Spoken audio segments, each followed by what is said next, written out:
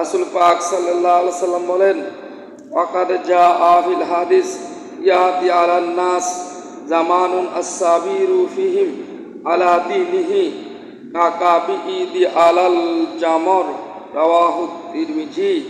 তিরমিজি শরীফের মধ্যে আল্লাহ রাসূল সাল্লাল্লাহু আলাইহি সাল্লাম বলেন, এমন এক যুগে পতিত হইবে যখন ধর্মের প্রতি স্থিতিবান ব্যক্তি জ্বলন্ত কয়লা মুঠে ধারণ করার মতো কষ্ট পাইবে। জ্বলন্ত আগুনের কয়লা হাতে নিয়ে রাখলে যেরকম কষ্ট হবে, ঠিক তদ্রূপভাবে ইমানদার ব্যক্তির ইমানকে রাখা কষ্ট হবে। তিরমিজি শরীফ। যে যুগটা এখন বর্তমান জমানার মধ্যে আমরা আছি, ৭২ দলে টেনে হিসে আমাদেরকে জাহান্নামের দিকে নিয়ে যাইতেছে। আর আমরা একদল আহলে সুন্নাত ওয়াল জামাতের আলেমরা মানুষদেরকে আল্লাহ রাসূলের সাহাবা কেরামের কোরআন সুন্নাহর আলোকে সুন্নি আকীদা ভিত্তিক প্রতিষ্ঠিত জীবন যাপন করার জন্য, প্রতিষ্ঠা করার জন্য আমরা সংগ্রাম করে যাচ্ছি।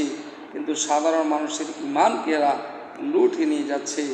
এজন্যই বলেছেন যে জ্বলন্ত কয়লা হাতে ধারণ করার মতো এরকম কষ্ট হইবে।